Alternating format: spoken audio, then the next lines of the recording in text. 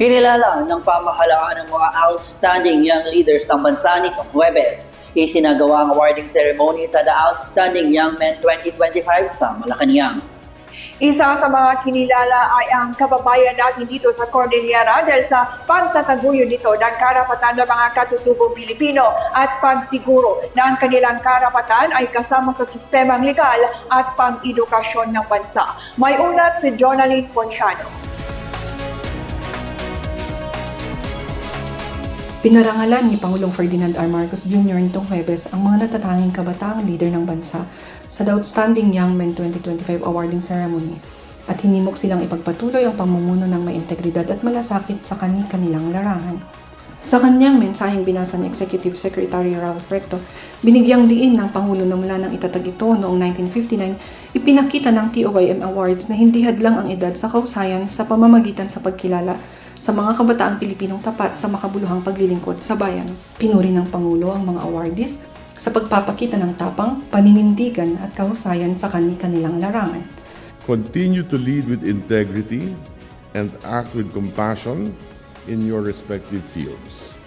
The nation awaits your next triumph.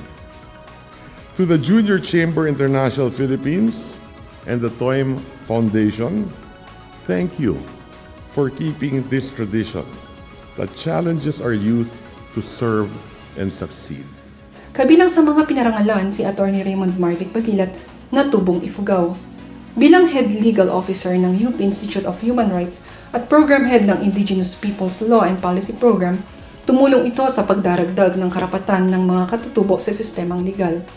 Kilala ito sa pagtataguyod ng karapatang pantao, lalo na ang mga katutubo. We do invite everyone to reflect. Who are indigenous peoples? Why are their rights protected? Why does the environment affect our mental health? Where is MND?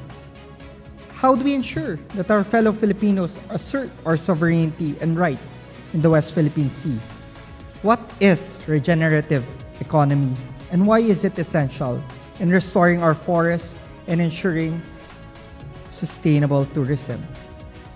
These questions, we hope, will spark your curiosity as you join us as we move to action. Together, let us shape a nation that honors the environment, defends the rights of indigenous peoples and the marginalized, and safeguards the well-being of one another.